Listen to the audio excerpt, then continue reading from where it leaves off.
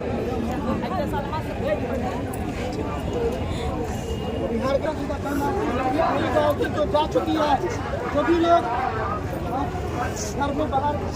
नमस्कार, स्वागत है आप सभी का टीवी 24 एक्सप्रेस बिहार पर। मैं हूं आपके साथ सपना ठाकुर। नजर डालेंगे इस वक्त की खास खबर पर। पटना में नीट की छात्राओं की हत्या के मामले में आज जहानाबाद पर पैदल मार्च। देखिए टीवी 24 एक्सप्रेस खबर बिहार के पटना से, जब पटना में नीट की तैयारी कर रही जहानाबाद की होनहार छात्रा गायत्री की मौत पर पूरे जिले ही नहीं बल्कि पूरी बिहार के भीतर तक हिला दिया। सरकार ने भले ही इस मामले में सीबीआई जांच की सिफारिश कर रही हो, लेकिन सवाल आज भी वही खड़े हैं। क्या सच सामने आएगा या नहीं? क्या दोषियों को सजा मिलेगा या फिर मामला फाइलों में दब कर रह जाएगा? इन्हीं सब सवालों और उम्मीदों के साथ मंगलवार को न्याय की मांग को लेकर एक विशाल विरोध मार्च निकाला गया। इस पद यात्रा की शुरुआत मृतक के पैतृक गांव मितियाना से हुई और करीब 15 किलोमीटर से अधिक तक सफ़र तय किया गया। काफिला जिला मुख्यालय की ओर बढ़ा। रास्ते भर लोगों की आंखें और आंसू थे, दिलों में गुस्सा और होंठों पर सिर्फ एक ही नारा, गायत्री को इंसाफ दो।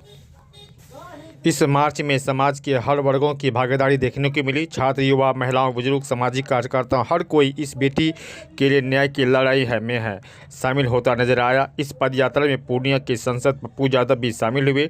उन्होंने सरकार पर जमकर निशाना साधते हुए कहे कि तीखे सवाल खड़े हुए। पप्पू यादव ने कहा कि जब सीबीआई जाँच की बात हो रही थी तो फिर सच सामने अपने ही देरी क्यों की?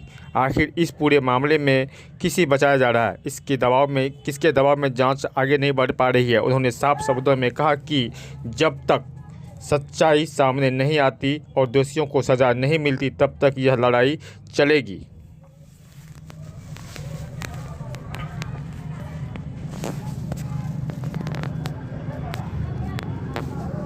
वहीं इस मार्च के दौरान प्रदर्शनकारियों ने पुलिस प्रशासन और सरकार के खिलाफ जमकर नारेबाजी की। न्याय नहीं तो आंदोलन जारी रहेगा जैसे ही नारे से पूरे माहौल गूंज उठा। इस दौरान मृतक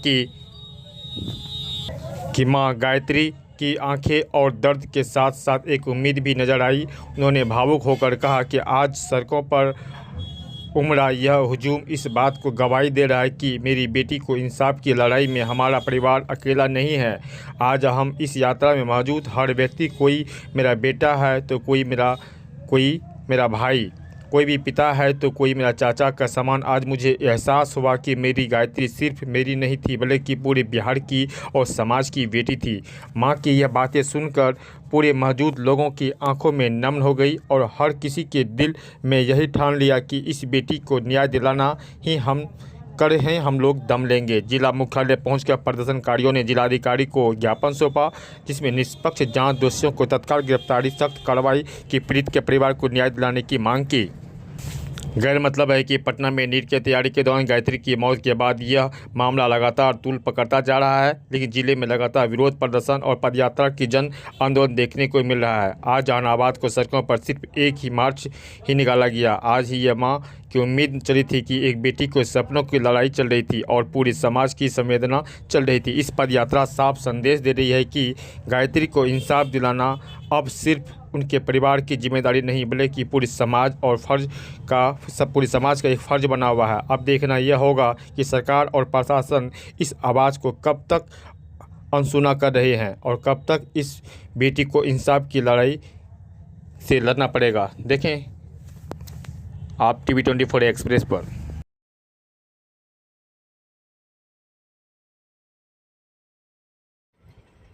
तो कुछ नहीं कहेंगे, तो कुछ नहीं कहेंगे। मेरी बेटी के इंसाफ मिलेगा यही ना बोलेंगे, तो कुछ नहीं कहेंगे। हाँ, बहुत अच्छा लगा मेरी बेटी के लिए, मेरी बेटी के लिए नहीं, अपना बहन के लिए बहुत अच्छा लगा।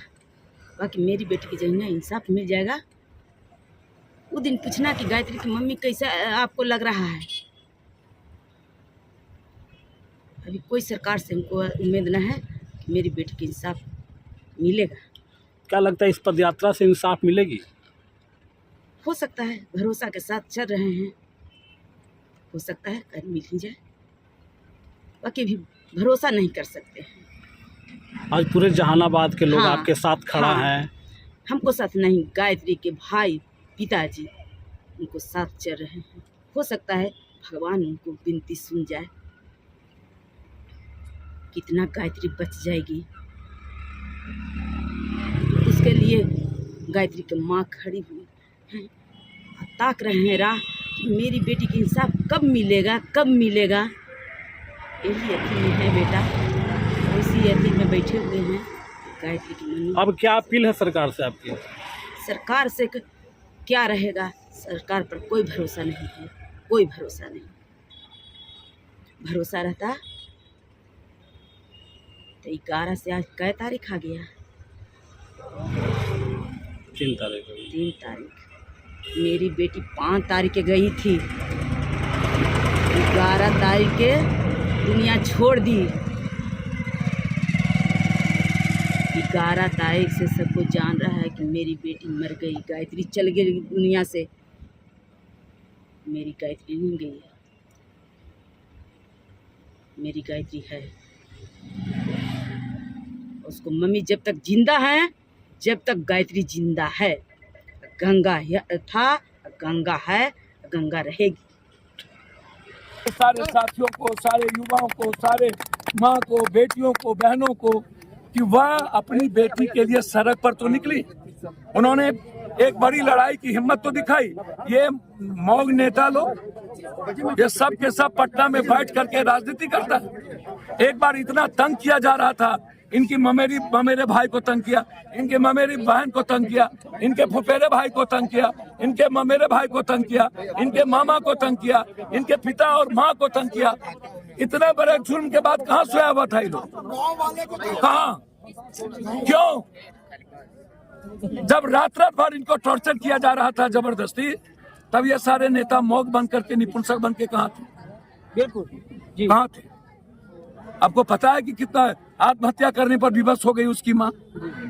एक तो बेटी गई, वो तो माँ को मैं धन्यवाद दूंगा। ये लड़ाई यदि किसी ने लड़ी है तो उसकी माँ ने लड़ी, उसकी माँ ने हिम्मत दिखाई है। सब डर गए थे, पिता मामा सब, सिर्फ उसकी माँ लड़ी है। इस माँ को सैल्यूट करता हूँ जिसने इस लड़ाई को आगे बढ़ाया। ये मैं आपको बता माँ है, उनको हम आपको दिखाने का कोशिश होती नहीं।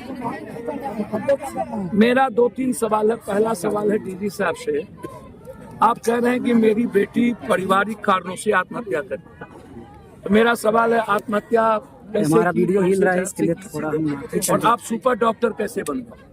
आपको किसने कहा कि मेरी बेटी ने आत्महत्या की?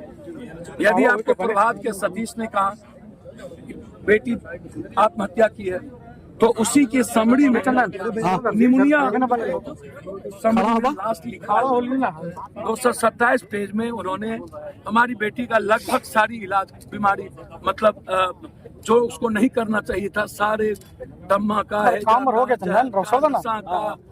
अंत में उन्होंने क्या किया कि हमारी बेटी का बिना माँ बाप के उन्होंने प्रेगनेंसी की भी जांच कर, जो कि गुनाह है और क्राइम है। प्रचार कर रहे थे। मेरा ही कहना है कि बिहार सरकार ने जब पीएमसीएच को अधिकृत किया है कि पोस्टमार्टम यहाँ होगा, तो इस रिपोर्ट को झुटलाने वाले डीजीपी साहब कौन होते हैं? आप बताइए कौन? देश के गृह मंत्री, राज्य के गृह मंत्री क्या कर रहे हैं?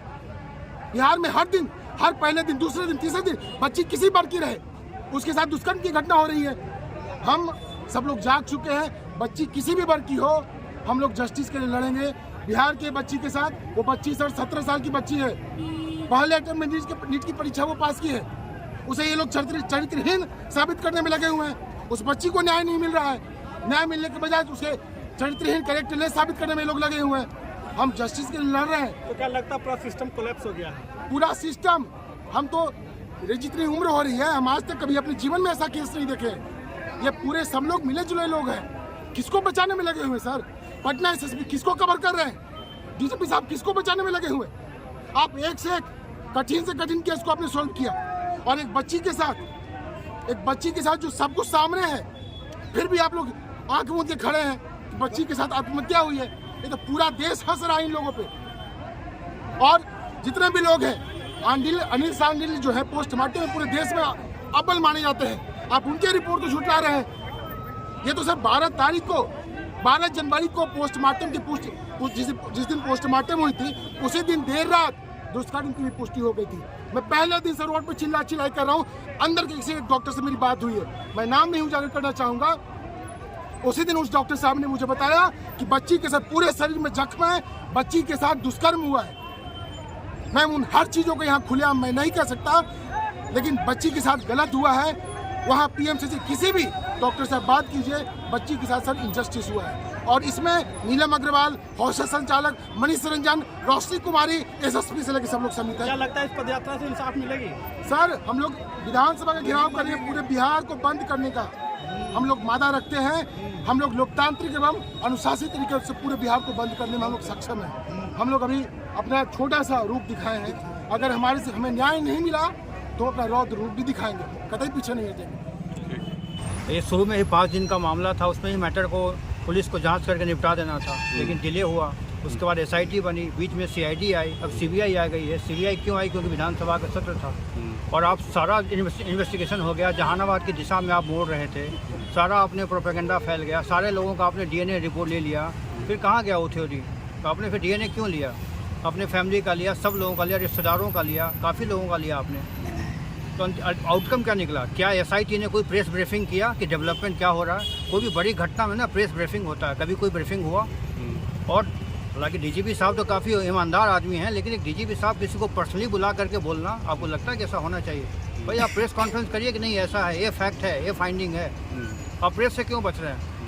क्या प्रेशर है? क्या पुलिस पर बहुत बड़ा प्रेशर है? क्योंकि क्या कोई बड़ा नेक्सस है इसमें? इस मामले के फाइंडिंग में कोई बड़ा चीज़ निकल आएगा? मतलब सरकार छुपा रही है क्या कुछ? कोई बड़ा नेक्सस है सकता। हम तो भाई आप अंकिता भंडारी का मामला देख लीजिए, उत्तराखंड का मामला है। पूरा होटल को गिरा दिया गया, फिर CBI इंक्वायरी हो रही है। तो नियत और इम्पोर्टेंट है। आपकी नियत क्या है? क्या आप चाहते हैं? जब फॉरेंसिक ने रिपोर्ट सबको दे दिया तो फिर उसमें बचा क्या है? कल्प्रिट कोई भी हो, आपको लगता है कोई होगा? अरे जहानाबाद में कहाँ भी है, आपको ढूंढ के निकालिए।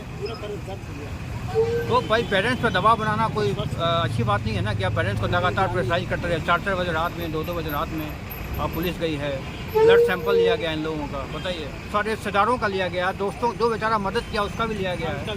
आपने पूरा प्रोपेगेंडा मीडिया में प्लान करवाया कि हमने दिल्ली में गिरफ्तारी कर ली, पावापुरी में पकड़ लिया किसी को, कोई होटल में दिखा, इनके घर के बारे में बताया गया कि भाई जहानाबाद की होटल है, 2 साल पुराना सब फुटेज है वो। और हमारी बेटी भी है, हमारी बेटी भी पढ़ रही है, तो क्या उसका नहीं है क्या? हर कोई रहता है, अभी मेंटली प्रेशर होता है, हमारा भी प्रेशर रहता है। मैं भी BP का दवा लेता हूँ। भाई किसी बच्चे का मार्क्स कमाता है, वो भी प्रेशर में रहता है। हर आदमी प्रेशर में है, सरकार प्रेशर में है, हर आदमी प्रेशर में है। तो प्रेशर का मतलब क्या होता है? तो आप पेरेंट्स को लगातार आप पेरेंट्स को घर पे बुला लिया आपने। आप सम्राट चौधरी जी उनको बुला रहे थे अपने पास कि आइए मिलते हैं। अरे ओपनली बताइए ना, पब्लिक डोमेन में मामला है, कोई किसी पर्सनल की बेटी का मामला नहीं है, ये देश की बेटी का मामला है। जैसे जैसे दिन बीतता जा रहा है वैसे वैसे लोग पहला 5 दिन इम्पोर्टेंट था। जो फर्स्ट 5 दिन में सारा चीज़ों को निपटा दिया गया, मेरे जो होता है ना कूड़ेदान में फेंक दिया गया सारी चीज़ों को। तो शुरू से इसमें बहुत बड़ा लैप्स हुआ है। उसको लिपापोती के लिए SIT बनी, SIT के बाद CID भी इन्वॉल्व हो गई। वीडियोग्राफी में हुआ पोस्टमार्टम नहीं होता है जो, तो कब का निपटा दिया था। इनके ऊपर काफ़ी दबाव था पेरेंट्स पर कि पोस्टमार्टम कर दिया जाए जल्दी से जल्दी। तो सब कुछ रिपोर्ट सामने है। क्या परिचय अपना सर आपका? मेरा नाम ऋषभ कुमार हुआ, मेरा गांव पटियामा हुआ, मेरे मित्र हैं, खास मित्र हैं। मेरी बच्ची भी नीट की पढ़ाई करके डॉक्टरी पढ़ रही है।